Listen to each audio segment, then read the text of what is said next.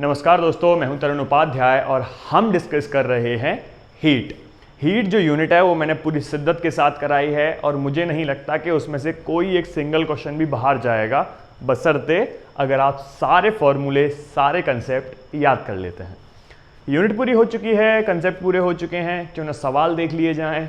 ठीक है, तो किस तरीके के सवाल टीजीटी के अंदर या पीजीटी के अंदर आमतौर पे पूछे जाते हैं, उन्हीं पे बेस्ड क्वेश्चंस मैं आज आपको कराने वाला हूं। आज मेरी तबीयत थोड़ी सी ख़राब है तो वीडियो को जल्दी ख़त्म करेंगे, बचा हुआ पार्ट कल कर देंगे।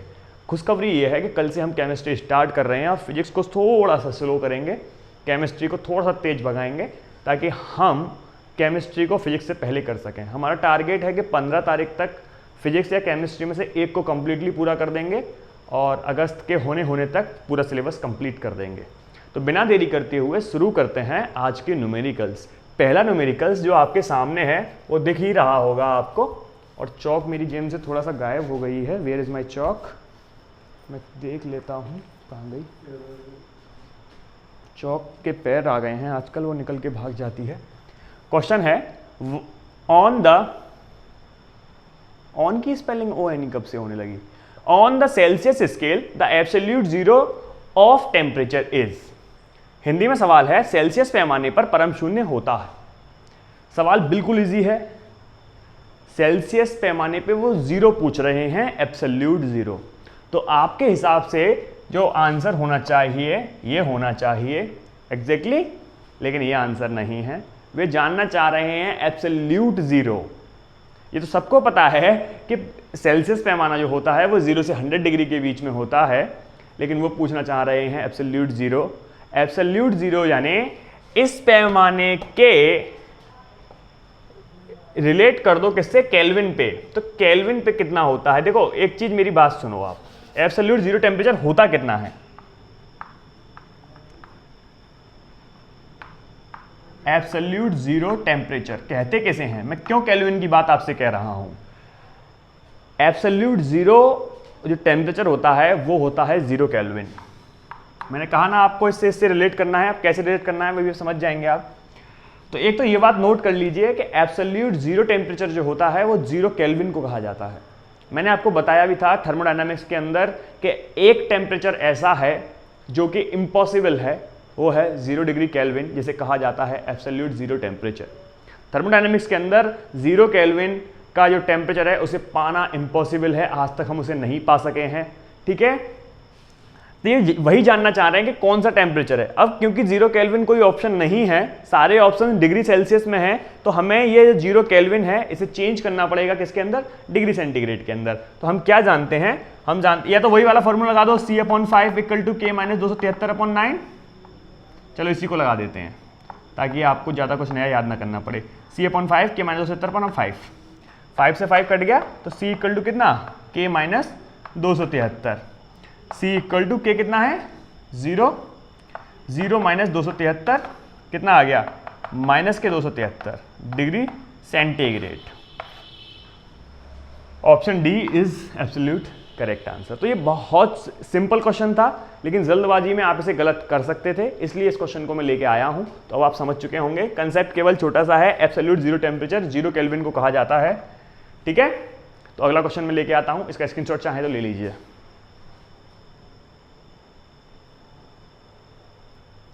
तो अगला क्वेश्चन आपके सामने है, oxygen boils at -183 degree centigrade, this temperature is approximately.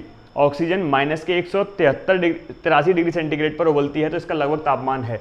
Solution, अरे हमने इसके ऑप्शंस तो लिखे ही नहीं। एक सेकंड में इसके ऑप्शंस और देख लेता हूँ। इसके ऑप्शंस दे रखे हैं फ़ारेनहाइट में। फ़ारेनहाइट में है तो बस आप इतना समझ लीजिए कि इसे हमें फ़ारेनहाइट में चेंज करना है। ठीक है, तो सॉल्यूशन इजी क्वेश्चन है, लेकिन ऐसे पूछ लिए जाते हैं। एक आध क्वेश्चन आ चुका है ऐसा, इसलिए मैंने ये लेके आया हूं। तो वही एक evergreen formula, C/5 equals to 32F - 32/9। ठीक है, तो C की वैल्यू दे रखी है कितनी? -183/5 इक्वल्स टू F निकालना है हमें, इसे नहीं छेड़ेंगे, 32 को नहीं छेड़ेंगे, /9। कैलकुलेशन थोड़ी सी टफ है, चलिए करते हैं। 9 इधर जाएगा, 5 इधर जाएगा, कितना हो जाएगा 9 3 27 7 2 9 8 72 74 4 7 9 1 7 16। ठीक है, ऐसे इस तरफ करेंगे कितना हो जाएगा 5f माइनस 2 10 0 1 15 16। ठीक है, अब क्या करेंगे कि इसको इस तरफ लेके आएंगे और इसको इस तरफ रहने देंगे, तो ये क्या हो जाएगा 5f इक्वल्स टू, जब इसे इस तरफ लेके आए, चलो एक स्टेप बढ़ा लेते हैं, कोई दिक्कत नहीं है, प्लस 160। ठीक है, तो कितना आ जाएगा 7, कितना हो जाएगा 14 6 8 5 1 4 1 0 1, ये हो जाएगा ना। अब इसमें डिवाइड करना है तो f इक्वल्स टू कितना आ जाएगा 5 3 15 2 10 कितने 4 4 48 5 कितना हो गया 15 40 5 निम 45 5 3 37 5 7 35 2 20 5 चौक 20 डिग्री फ़ारेनहाइट। ठीक है, तो ये ऐसे होते हैं सवाल, बहुत इजी है, कैलकुलेशन करनी है बस आपको। कंसेप्ट क्या है, कंसेप्ट ये है कि इसमें जो ये फॉर्मूला इस्तेमाल हुआ है वो आपको याद होना चाहिए। ठीक है, ये जो वैल्यू दे रखी है वो किसकी दे रखी है, ये वाली है, ये वाली, ये डिग्री सेंटीग्रेड की वैल्यू दे रखी है, सी की वैल्यू आपको दे रखी है और एफ आपको फाइंड करना है। बहुत इजी सवाल है, केवल कैलकुलेशन अगर आपको आती है तो आप कर लेंगे। ठीक है, तो ये सवाल आप चाहें तो स्क्रीनशॉट ले लें, मैं अगला सवाल आपके सामने पेश करता हूं। तो अगला क्वेश्चन आपके सामने है, क्वेश्चन बिल्कुल टुच्चू सा है लेकिन फिर भी यकीन मानिए कि आसानी से नहीं होने वाला है। क्वेश्चन क्या है, absolute temperature can be calculated by, यानी अगर हमें कैलकुलेशन करनी पड़ जाए एब्सोल्यूट टेम्परेचर की तो हम किसकी हेल्प से कर सकते हैं। देखो, एक तो एब्सोल्यूट टेम्परेचर जैसे ही बात आए आपको दिमाग में आ जाना चाहिए कैपिटल T, यानी केल्विन स्केल की बात चल रही है। तो ये पूछ रहे हैं कि परम ताप निम्न में से किससे नापा जा सकता है। तो ऑप्शंस आपके सामने हैं, मीन स्क्वायर वेलोसिटी, क्या मीन स्क्वायर वेलोसिटी से टेम्परेचर को नापा जा सकता है, motion of molecules, motion of molecule से नापा जा सकता है, बोथ दोनों से, या नन, किसी में से नहीं। अगर आप आंसर करना चाहें तो आप कर सकते हैं, मैं आपके लिए 2 सेकंड्स का टाइम दे सकता हूं। चलिए देखिए, सबसे पहले हमें यह पता होना चाहिए कि एब्सोल्यूट टेम्परेचर का कोई ऐसा फॉर्मूला है जो इन चारों में से किसी के साथ रिलेट करे। चारों में से मतलब इसके साथ तो रिलेट वैसे भी नहीं कर पाएगा, इसके साथ रिलेट नहीं कर पाएगा, इन दोनों में से किसी के साथ रिलेट कर जाए।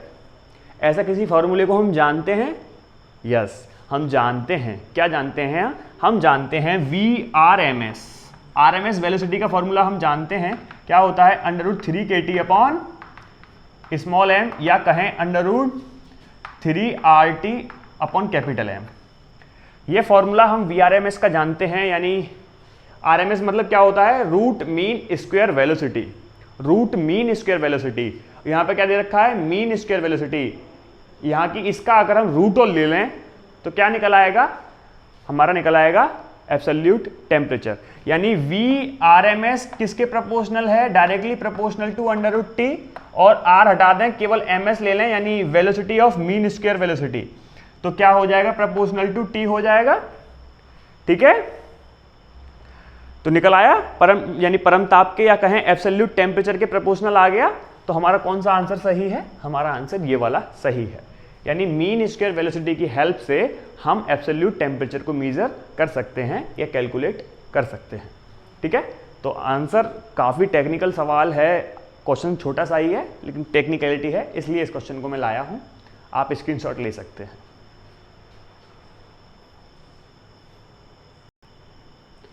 तो अगला क्वेश्चन आपके सामने है, कॉन्सेप्चुअल क्वेश्चन है, कोई न्यूमेरिकल नहीं है, कोई भी कैलकुलेशन आपको नहीं करनी है। क्वेश्चन क्या है, on which of the following scale of temperature the temperature never negative, यानी निम्न में से किस पैमाने पर माइनस में तापमान नहीं हो सकता है, ऋणात्मक तापमान नहीं हो सकता है। नेगेटिव का मतलब है यहाँ पे ऋणात्मक। ठीक है, ऋणात्मक तापमान नहीं हो सकता। ए ऑप्शन है सेल्सियस, फ़ारेनहाइट, र्यूमर और केल्विन। इसमें से एक ऑप्शन को तो आप डायरेक्टली हटा ही देंगे, क्यों, क्योंकि थोड़ी देर पहले ही हमने एक आंसर लगाया था जिसमें आंसर था -273.15 डिग्री सेल्सियस, यानी सेल्सियस में तो माइनस हो सकता है, इसका मतलब सेल्सियस को तो आप हटा ही सकते हैं। इन तीन में से हमको एक चुनना है, तो किसको चुनेंगे, किसको चुनेंगे हैं? अब थोड़ी देर पहले अगर आपको याद होगा तो हमने फ़ारेनहाइट में भी सॉल्व किया था एक क्वेश्चन, जिसमें ऑक्सीजन वाला जो सवाल था माइनस के 183 उसमें भी जो है आंसर आया था 273.4 कुछ आया था, तो उसमें भी फ़ारेनहाइट नेगेटिव में आ गया था। यानी दो ये तो नेगेटिव नहीं हो सकते, ये तो क्लियर है। फिर इन दोनों में कैसे पता करेंगे? देखो क्वेश्चन बिल्कुल लॉजिकल है। अभी अभी मैंने क्या बताया आपको? अभी मैंने आपको बताया कि एब्सोल्यूट ज़ीरो टेम्परेचर बिल्कुल भी इम्पॉसिबल है, यानी हम ज़ीरो ला ही नहीं सकते, हम ज़ीरो ही नहीं ला सकते। तो अब सोचने वाली बात है कि हम जीरो तो ला नहीं पा रहे, तो जीरो से नीचे ला सकते हैं क्या? हैं? नेगेटिव कब आता है? जीरो के नीचे ही तो नेगेटिव होते हैं। नेगेटिव वैल्यू कब होती है? ऋणात्मक मान कब होता है? पहले हम घट घट के जीरो पे आ जाएं और जीरो से जब नीचे जाएंगे तभी तो नेगेटिव होगा। तो केल्विन स्केल में हम जीरो तो ला नहीं पा रहे, उसे हम इम्पॉसिबल बोल रहे हैं। तो क्या पॉसिबल है कि हम माइनस में चले जाएं? Not possible. आंसर बिल्कुल क्लियर है, आपके आंखों के सामने आंसर था और आपको दिखाई नहीं दिया। आंसर क्या है? केल्विन स्केल के अंदर नेगेटिव तापमान कभी नहीं हो सकता, क्योंकि कभी जीरो ही नहीं हो सकता। जब जीरो नहीं हो सकता तो नेगेटिव कैसे है ना? तो आंसर क्या है? केल्विन। ठीक है, कॉन्सेप्चुअल क्वेश्चन है, कोई सॉल्यूशन नहीं है इस क्वेश्चन का कि कोई न्यूमेरिकल सॉल्व करना पड़े। आपको कंसेप्ट क्लियर है, आप लगा देंगे। अगला क्वेश्चन मैं आपके सामने लेके आ सकता हूं और आप तब तक इसका स्क्रीनशॉट ले सकते हैं। देखिए ये क्वेश्चन भी बहुत अच्छा क्वेश्चन है। असल में ये क्वेश्चन जो है यूपी टीजीटी के अंदर 2013 में पूछा गया था। ठीक है, क्वेश्चन क्या है, ये बाद में पीजीटी में भी आ चुका है क्वेश्चन एक बार। ये क्वेश्चन बहुत अच्छा है, पीजीटी में थोड़ा सा अलग करके आया था, उसके अंदर एक केविटी डाली गई थी। क्वेश्चन पढ़ लो पहले क्या है। When a copper ball is heated then the largest percentage increase will occur in. Hindi में क्वेश्चन है, जब तांबे की बॉल को गर्म किया जाता है तो अधिकतम वृद्धि किस चीज में होगी, है ना। पीजीटी के अंदर जो क्वेश्चन आया था उसमें केविटी बना दी गई थी एक सॉलिड स्फीयर के अंदर। क्वेश्चन बिल्कुल एक ही तरीके से होना है। देखो ऑप्शन है diameter, area, volume and density. कौन सी चीज बढ़ेगी? क्वेश्चन आप समझ गए, एक बॉल है तांबे की, उसे हमने गर्म कर दिया है, तो इनमें से कौन सी चीज के अंदर ज्यादा जो है परसेंटेज बढ़ जाएगा। तो देखो सबसे पहले ये है बात कि मान लीजिए ये हमारे पास कोई बॉल थी, जब हमने इसे हीट किया तो थोड़ा सा तो ये बढ़ेगा, तो रेडियस तो बढ़नी ही बढ़नी है। पहले केस में रेडियस तो बढ़ेगी भाई, रेडियस विल इंक्रीज। ठीक है, ये साइन बनाया मैंने ऊपर का, मतलब बढ़ रही है। रेडियस बढ़ेगी तो डायमीटर भी बढ़ेगा। फिर देखते हैं एरिया, क्योंकि हम जानते हैं एरिया क्या होता है, पाई आर स्क्वायर, यानी एरिया किसके लगभग बराबर हो जाएगा। मतलब मैं समझाने के लिए बता रहा हूँ, एरिया जो है किसके, चलो प्रोपोर्शनली लगा देता हूँ, एरिया किसके प्रोपोर्शनल हो गया, आर स्क्वायर के। अगर परसेंटेज निकालेंगे तो 2 गुना आएगी, 2 गुना परसेंटेज आएगी किसकी, जितनी रेडियस बढ़ी है उससे 2 गुना परसेंटेज किसकी बढ़ जाएगी, एरिया की, है ना। तो इसका एक बात तो क्लियर हो गई। क्या क्लियर हो गई? कि रेडियस से ज्यादा कौन बढ़ रहा है, एरिया बढ़ रहा है। आगे चेक करते हैं वॉल्यूम। वॉल्यूम क्या होता है?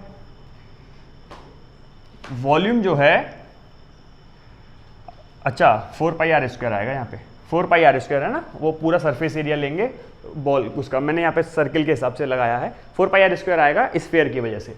अच्छा वॉल्यूम कैसे निकालेंगे, 4/3 पाई आर क्यूब, यानी v किसके प्रोपोर्शनल हो गया, आर क्यूब के, यानी v का जो परसेंटेज निकल के आएगा 3 टाइम्स इंटू आर निकल के आएगा।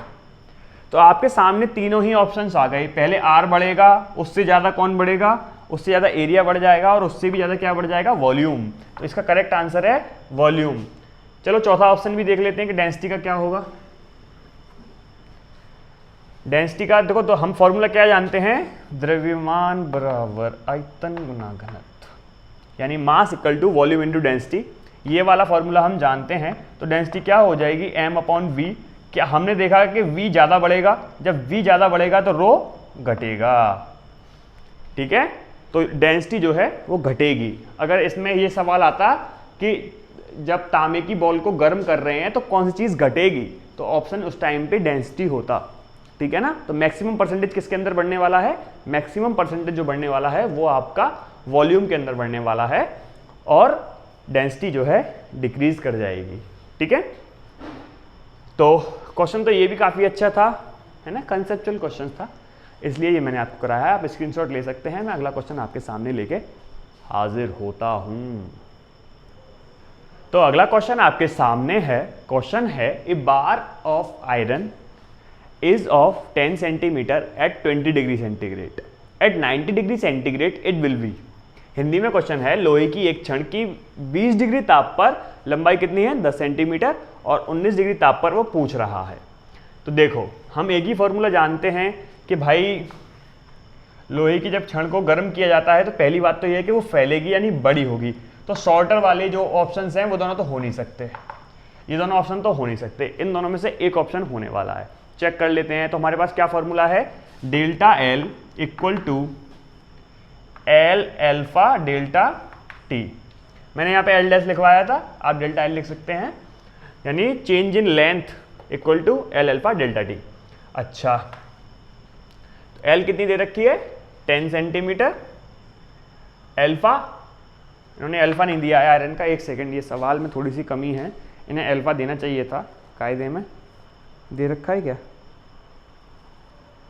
अल्फा आयरन का, इन्होंने तो दिया नहीं है। हाँ दिया है, 11 × 10⁻⁻6, 11 × 10⁻⁻6 दे रखा है अल्फा की वैल्यू पर डिग्री सेंटीग्रेड। ठीक है, तो रखो अल्फा की वैल्यू कितनी आ जाएगी, 11 × 10⁻⁻6 पर डिग्री सेंटीग्रेड, तो हटा दो कोई बात नहीं है, into delta T. Delta T यानी चेंज इन टेम्परेचर, तो 20 - 90 कितना हो गया, 1 डिग्री सेंटीग्रेड, तो उसे भी हटा दो कोई दिक्कत नहीं है। कितना आ जाएगा, 11 × 10⁻⁻5 डेल्टा एल इक्वल टू, तो ये बड़ी है तो क्या आ जाएगी, लार्जर। ठीक है,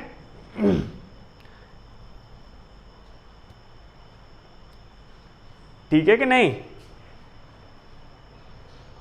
एक मिनट रुकिए। 20 से 90 पे गए हैं, गर्म नहीं किया, ठंडी किया है, तो शॉर्टर वाला आंसर आएगा। एक सेकंड रुकिए, देखो ठंडी किया है ना, 20 से 90 पे गए हैं। अच्छा, ठीक है, 20 से 90 पे गए हैं, इसका मतलब क्या हो गया, इसका मतलब है कि हमने उसे ठंडी किया है। मैंने सवाल थोड़ा सा गलत पढ़ लिया।